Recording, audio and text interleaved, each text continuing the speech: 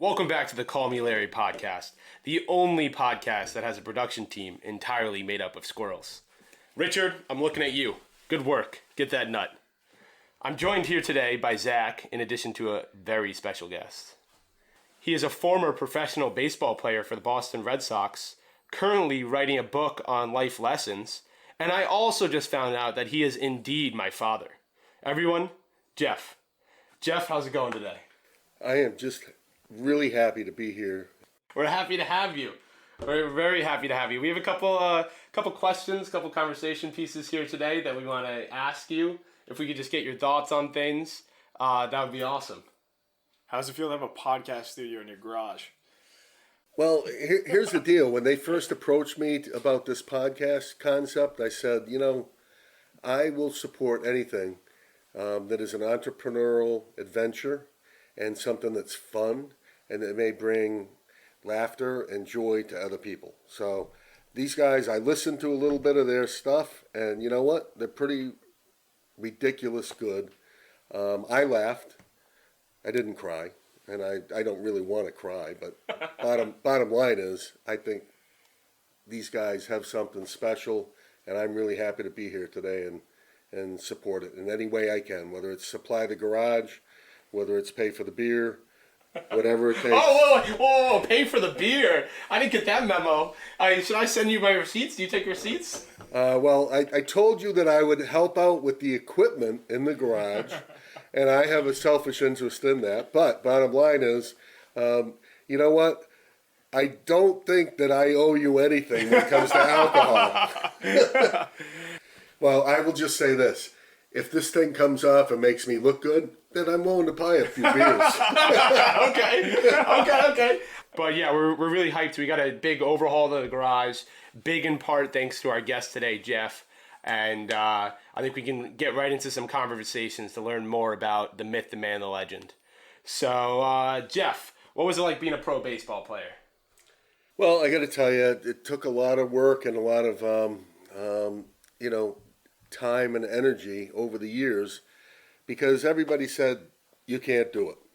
And what I will tell you right now is everybody has a certain gift, a certain talent, and it's called an it. And I had it for baseball. And you know what? I'm hoping my son has it for something. Hey, podcast. I'm hoping you haven't shown any progress. You have a huge disappointment, given I'm 25 living in my parents' basement. Didn't you just get a promotion too? Whoa. This, you guys are killing me. I'm trying to be like, I'm giving a life talk to someone who might be inspired, and all of a sudden I'm dissing my son? These best friends jumping on each other's shit? I mean, okay, so let's take a step back. So, I love my son. I am inspired by his passion for entrepreneurism. And this happens to be his thing right now. So I'm going to support him 100%. He's good at what he does, but you know what? People work every day. People have mundane jobs. I'm not saying his is, because it's not. But there's a lot of people out there that have a mundane job, but they dream of something better. They dream of the thing that they could do, the thing that would inspire them and be the best thing that ever happened to them in their lives. Now, I had that for baseball, very young age. The bottom line is, I took it, I ran with it. Everybody told me you can't do it, and I said, F you, I'm doing it. And I did it, and so I got the opportunity to play pro baseball, and it was an amazing experience. No, I think that's a good way to put it too. And I mean, at the end of the day, and something that I always think, and something that I think you were saying too, was that you can always be better regardless of what it is, whether it's starting a side hustle that's a podcast, whether you're driving for Uber, whether you have a full-time job and you're just trying to figure something out, a passion project, regardless of what it is, there's always another level that you can hit. And guess what's after that? Another level that you can hit. You can never be the best because you always have to keep growing, and you just keep going. Yeah. That reminds me. I spend way too much time on YouTube, and I get a lot of random videos of like koalas, like udon noodles, and for some reason women's pole jumping, which I'm not complaining about. But what were their records, Jason? Do you understand what they were going for? That's all I know. All right. Yeah, no. seen a video that you're talking about kind of even some more mundane jobs, that there's still that evolution, that progress, right? And I watched this video of this young man that was window washing, and he was just showing in a 30-second clip, okay, this is how you normally window wash, right? And then he showed his technique that improved the quality of his window washing and the time. And just even doing something like improving the way you wash a goddamn window, that is entrepreneurship. That is improvement. That is growth. And that's where it is. Because what if he's the guy that's the only guy that does that? He finishes windows faster than anyone else. He is now the best window washer, right? So it's just a fact that it's constant revision and evolution. And that's, it's just building off of what you guys both said. But that's what it is. And it doesn't matter what the task is, you got to love it. That's the mindset. It's all about the mindset. So I'll add to that in saying that passion, love, inspiration to be the best that you can be. Guess what? I was a great baseball player. Am I now? No. What am I finding? I'm going to be the best freaking cornhole player that I possibly can be. And I'm going to kick people's ass, and I'm going to enjoy it, and I'm going to inspire them to want to beat me, and I'm going to inspire them to be the best cornhole player they can be, and I'll teach them. I'll teach them how to beat me. Now, that'll be up to them to do that, but the bottom line is I will help other people try and be better, and that's what everybody should do. If you meet somebody, you should always try and help them become better and be the best that you can be at anything you do and everything you do. Anything and everything. Be the best that you can be. So we are going to get into cornhole real quick, but I did have a question I've been dying to ask since I learned that you played pro baseball. How was being a professional athlete and the girls, especially so young, coming out of college, granted playing college baseball, so that was probably a great time as well. You can keep it to whatever level you like, but it had to have been incredible. Well, I'll just say I'm looking at my sheet that tells me what items that we were going to discuss, and that was not on it. I think I just got hijacked a little bit. But the bottom line is my wife's not here, so I don't give a shit. So I will share. I will share, we'll just say a quarter of what I could share. But I'll just say, you know what? I'll give you a quick story. Oh, yeah. So, it's spring training. It's 1981. I'm in Winter Haven, Florida, and life is good. I'm working out with the AA team. We all stay at a beautiful Holiday Inn down in Winter Haven, and we have meal money, and we have free hotel accommodations, and we all play at the complex. And we go there during the day, and guess what? Ted Williams is my batting instructor. So, like, if you know anything about baseball, Ted Williams is arguably, or probably hands down, the best hitter of all time. So he was my batting coach in spring training. Mine is among another 200 minor leaguers. But the bottom line is, life is good. You're in Florida. It's spring training. You play baseball all day. You drink and chase women at night. My gosh, it doesn't get much better. Does that coincide with spring break? Well, spring break never happened really in Winter Haven. So, but in college, oh yeah. We had some serious Fort Lauderdale, Daytona Beach. Oh my gosh, now you put me onto a story that I have to tell. All right. This man's a plethora of stories. Oh, the man is full. Wow. I don't think the man could have more. I'll go back to the one story, but this one is it's a college story. I'm with two of my best friends, and we're at, if you've ever been to Daytona Beach, there is a pier bar, and it goes out over the water, okay? And that is the place to be. Everybody parks on the beach, they go up in the pier, they walk out to the pier, and they drink till they're silly. They find someone to hook up with at the end of the night, and then they work their way back to try and find their frickin' car. Sounds like my kind of night. So, dude, where's my car? So, saying that, okay, that leads into the rest of the story. So, the bottom line is we're dancing and we're drinking and we're having a great time. And it's before we're there a couple days before we actually have to go and play baseball. So this is party your ass off until as long as you can, as hard as you can, and hopefully find a friend to snuggle up with. So we all, myself and my two buddies, we all found someone that we enjoy being with. We walked out, we're at the pier. It's a beautiful night. There's a full moon. And we look down at the beach and we say, holy shit, that's a pretty high tide. And we say, oh my God, look, the guys that parked on the beach, there's a car. It's in the middle of the water. No fucking way. It's in the middle of the water. Someone did not move their car and they never parked high enough. Holy crap. And we're laughing and then my one buddy says, holy shit, that's my car!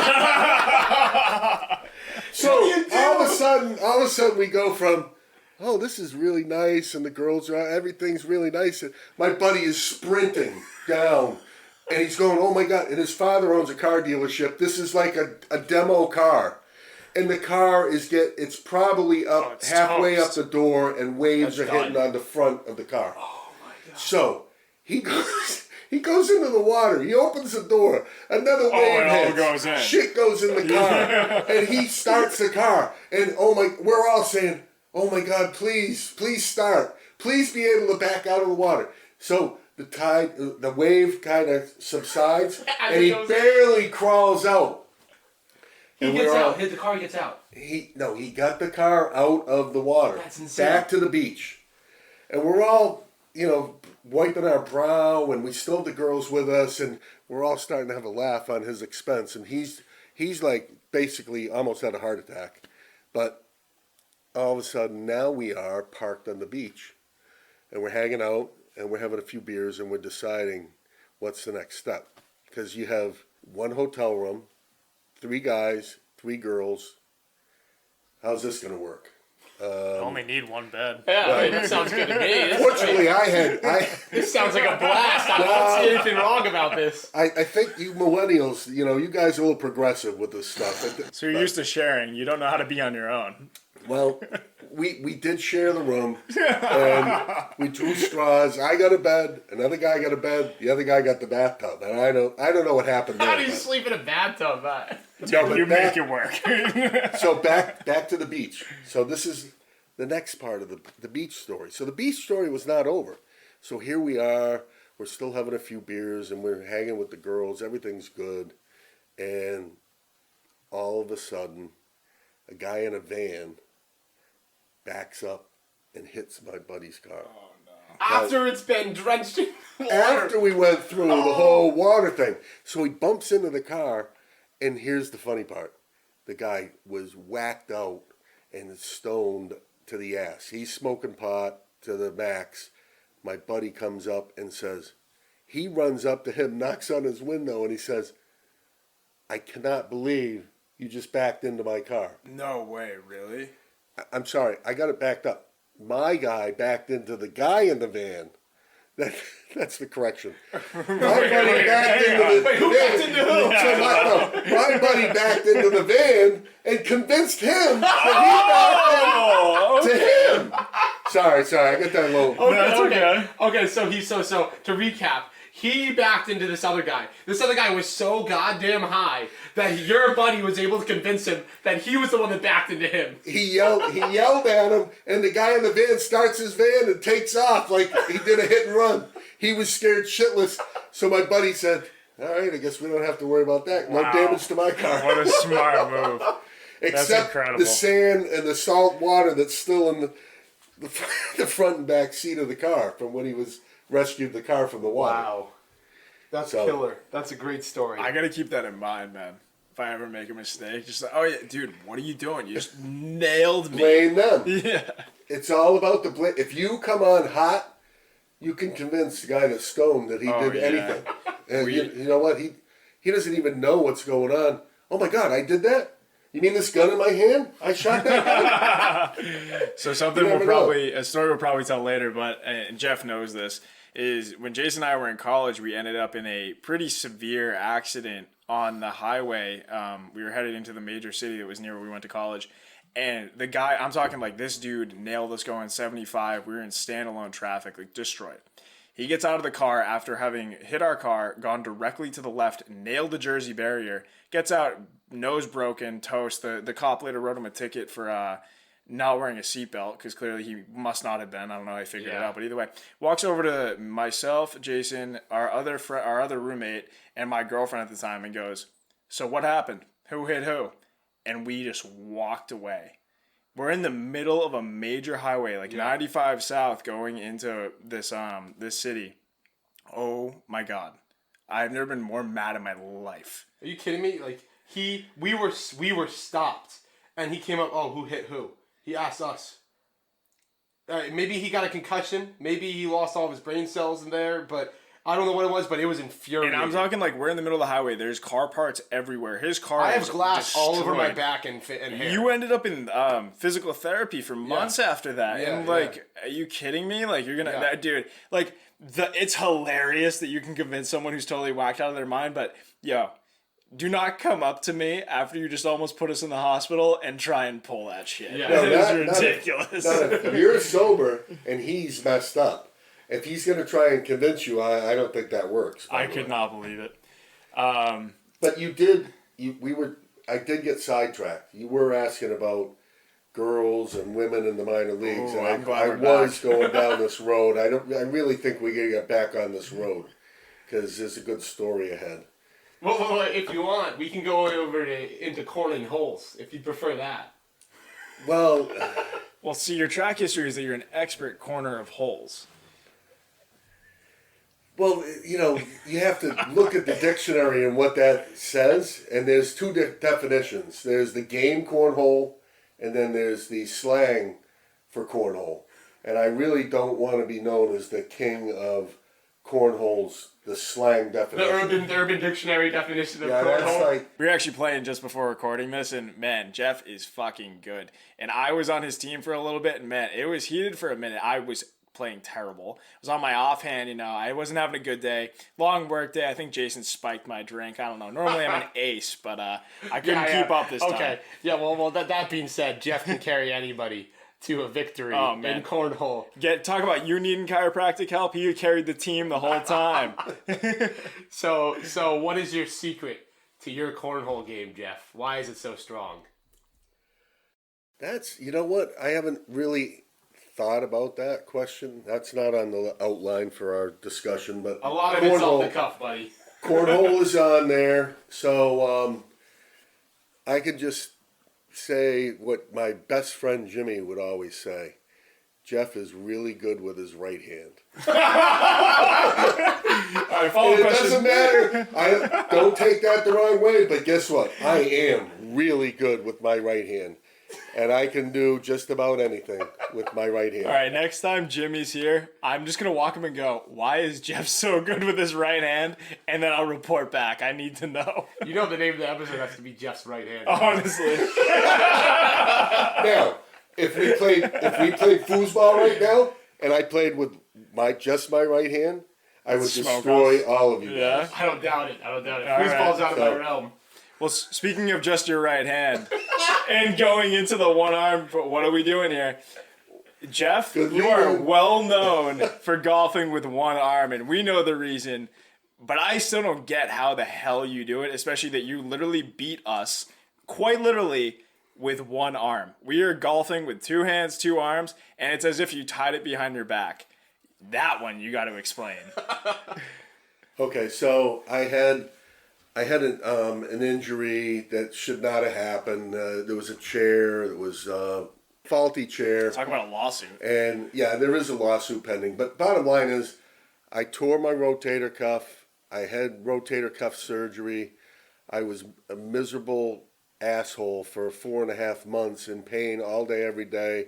I know I took it out on my family.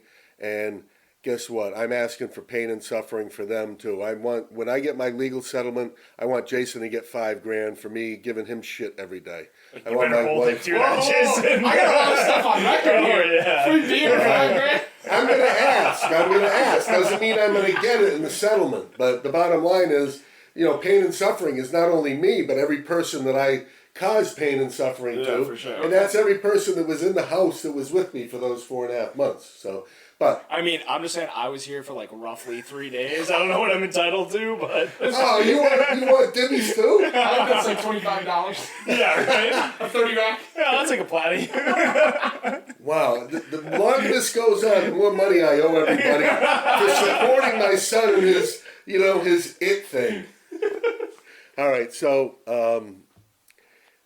let's get back. I'm a little off track. Let's get us back on track. Okay. One-handed golf. with one arm. One-handed golf. Okay, so when I tell you that I love competition, I love a challenge, and I love anything that has to do with sports, I took it upon myself. I said, Jeff, what do you like to do? I'd like to go play golf. I can still do that. I'm 61. I can't do baseball. I can't do football. I can't do hockey. I can't do tennis. I can do them, but I can't do them the way that I want to do them or that I could do them. So what can I do? I gotta still play golf, and that's where I'm gonna be. As long as I live, I'm gonna play something and do something. And cornhole, not everybody can run out and just say, "Hey, want to play cornhole?"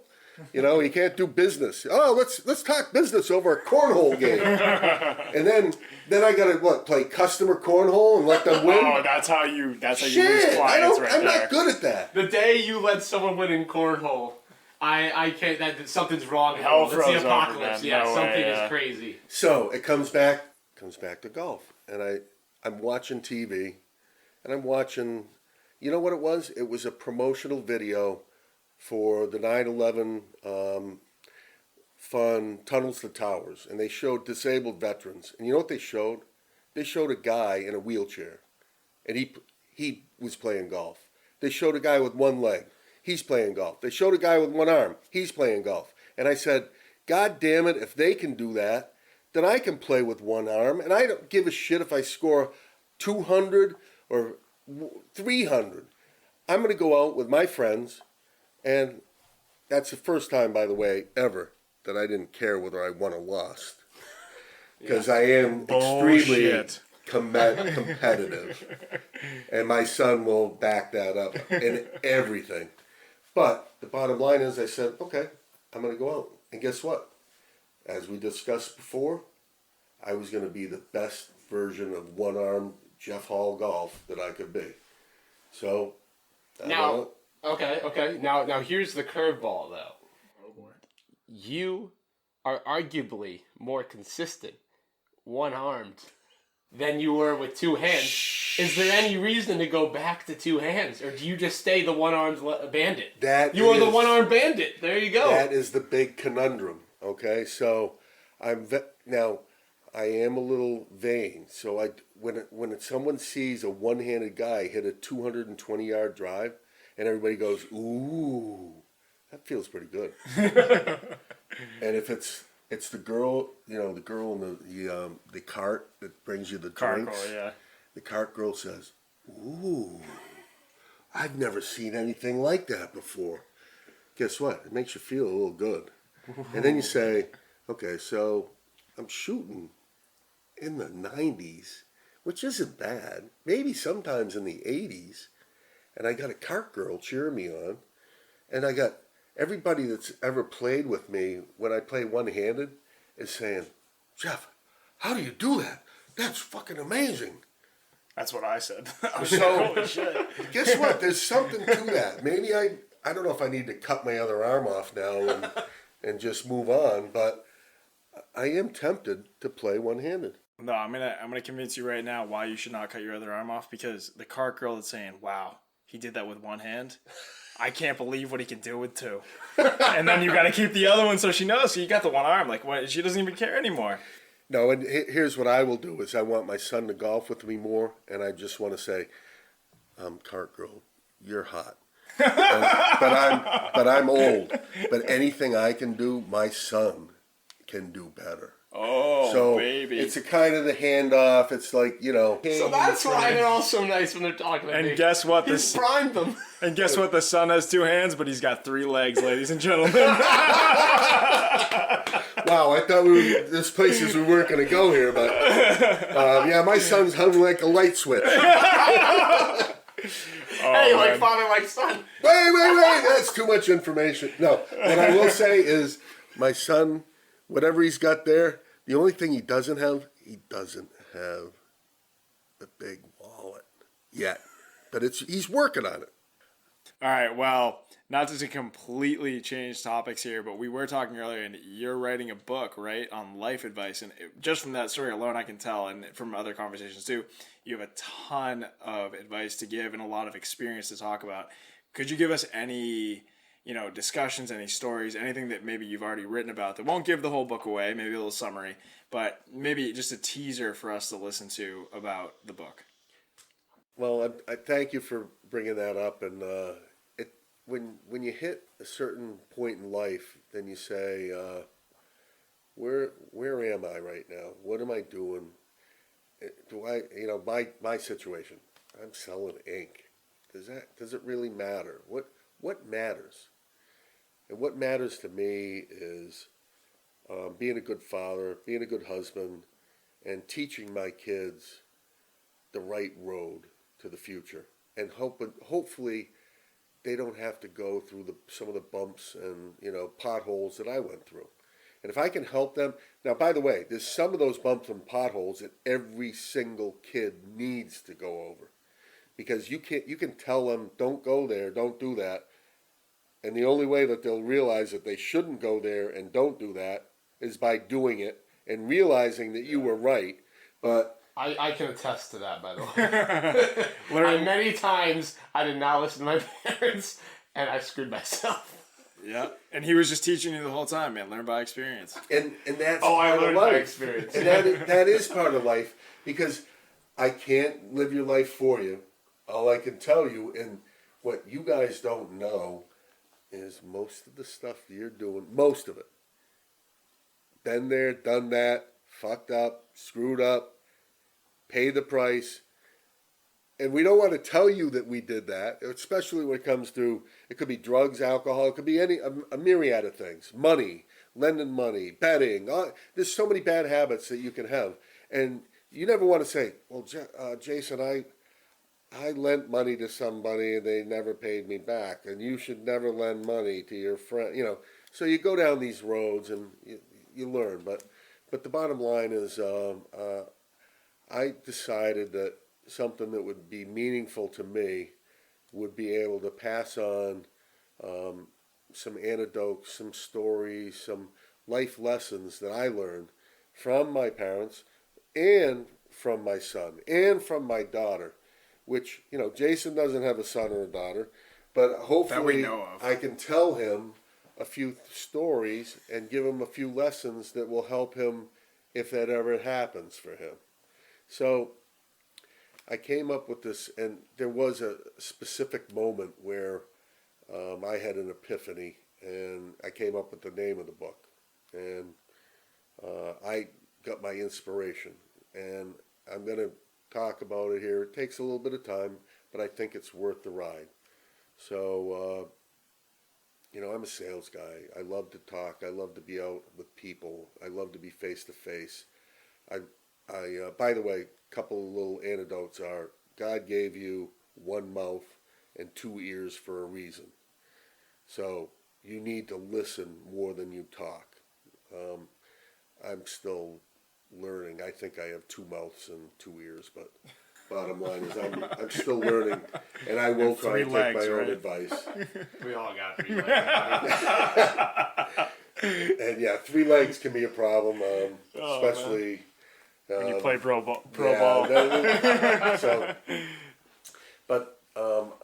I was with a customer, and I'm in a dying industry. The industry I'm in is the printing industry, and it's newspapers, it's publications, it's not fun. I have to go out, and every account that I go to sell, every day they get up and they're told, how are you going to cut? How are you going to save money? How are you going to cut? So the morale of the people that I'm with every day is not good. It has to suck. It does. That sucks. It does.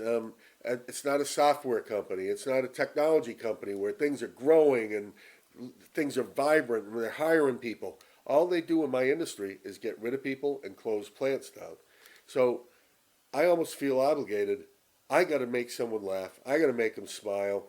I got to do the best I can to at least make them want to see me the next time. And by the way, the biggest strong point about any salesperson is if you get people to like you, people buy shit from people they like. Write that down. All right, so people buy shit from Amazon. Yeah, that's one type of sale. We know that, point and click. And that is a big part of today's millennial environment. And now with the COVID, everybody's doing it. But the bottom line is where there is a decision to be made and there's value added and there's possible relationship selling, which is still a lot of what goes on in the world. It's still not totally digitized. It's still not all point and click. It's commodities. It's like more stuff like when you have A and B are selling the same thing, right? What differentiates A from B? Who do you like more? Yeah. Who do you want to spend more time with? And I think that's part of what you're talking about. And if the guy you're talking to is taking you to Yankees games or Red Sox games or like anything, just out to lunch, and the other guy is just calling you on the phone, when are you going to buy my stuff? You're going to pick the guy you know. It's all about like face-to-face and understanding the person that you're working with. For sure. And expanding on that, so let's be relevant. I'm going to get back to my book, but Call Me Larry. Okay, that's a podcast. And what are these guys offering? What value proposition does listening to, Call Me Larry provide? What it does is if it makes you laugh, if it makes you think, if it makes you feel something, then guess what? You're going to come back and do it again. That's our goal, man. We're here for you. We are here for you guys, and we're doing this because we want to entertain others, just like you want to entertain others in your industry. So, time, here's another big proverb, okay? Jeff and his big proverbs, what I've learned in life. Sounds like you're writing a Bible over here, huh? Well, no, believe me, I can't write a Bible. The Book of Jeff. The Book of Jeff. You beat me to it. The Book of Jeff. I am Jeff. Oh, this is my book. God. Let's see if he goes Old or New Testament. We don't know what the punishment's going to be. There might be some Satan worshipers that would like a chapter from Jeff or two, but the bottom line is, you're looking at a situation and you look at life and you do the things that you can to make people laugh and to make people think and make people feel good. But it comes down to what is the most invaluable thing that you have in life. It's time. Think about that. Everybody stop, think about it. Time. How am I going to invest my time? I'm gonna work. I'm gonna spend time with family. I'm gonna have a hobby. I'm gonna have whatever it may be. I'm gonna read. I'm gonna write. I'm gonna do all these things. But the bottom line is, Call Me Larry. In order for Call Me Larry to be successful, they have to make an impact in your life and make you laugh, make you think, make you feel something, so that you come back because you're willing to make an investment in the time.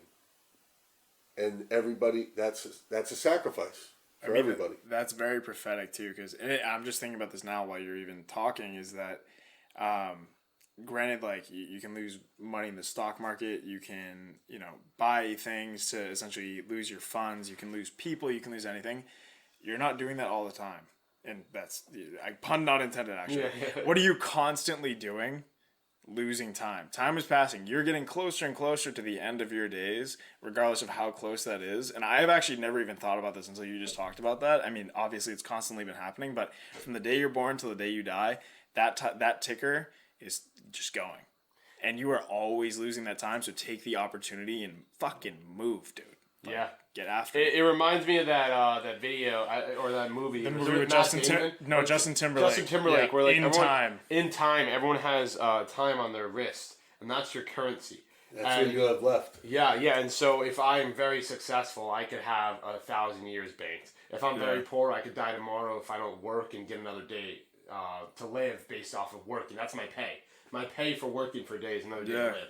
So, like, that is absolutely crazy, and that's what it reminds me of, is that movie. Yeah, that just made me think so much about how, like, that it's at the end of the day, that is the one constant, invaluable thing, like you said, Jeff, that you can never hold on to. You have no control over that. And guess what? And like that movie, you can't buy more time.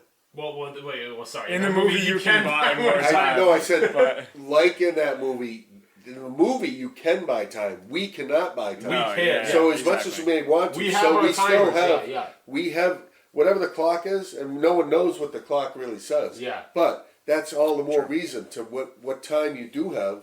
You have to invest it, and you have to spend it with family. Spend it with things that make you laugh, things that you enjoy, things that make you think.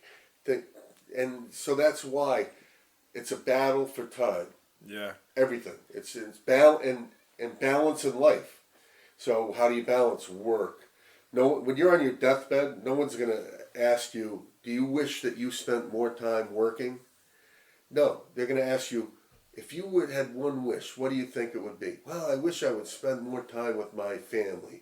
I wish I would have spent more time with something that, that taught someone or helped someone else or charitable or whatever. So the bottom line is those type of things, that's how you value time. And the older you get, the more you think about it. When you're young, I'm not putting it that you guys don't care. You do. But you don't think about it, and it's not front and center the way it is when you're older. And that's why writing this book is important to me, and sharing lessons that my father gave me. And again, back to my kids. I learned things from my kids. And you can never, ever stop learning. When you do, then you might as well be 6 feet under. You're already dead. Yeah. You can always be better. You can always learn something new. You can always change and evolve and be something better than you were yesterday. So the book is called Feed the Cow. You hear that, folks? Feed the cow on shelves near you within the next year or 2 or 3. We'll let you know soon enough. But being written right now. Sooner rather than later. And I plan on having a website and, some other things. Jason, cut it here. Oh, all right, guys. I'm getting told by Richard on the production team that I need to cut the interview here. The next half of this interview gets into a bit more interesting topics. If you want to hear the next half, make sure to tune in next week on Tuesday at 4 p.m. Also, depending on what platform you're listening on, we wanted to shout out at cap.creative on Instagram for their amazing work. They do all of our thumbnails, and this week they killed it using a real picture of my father from his baseball card for inspiration. With all that being said, if you guys are liking the content, please leave us a 5-star review and tell your friends. It will help us continue to provide interview guests and stellar content. Thank you all, and see you next week. This is Carmen Larry. Like and follow to get us on demand.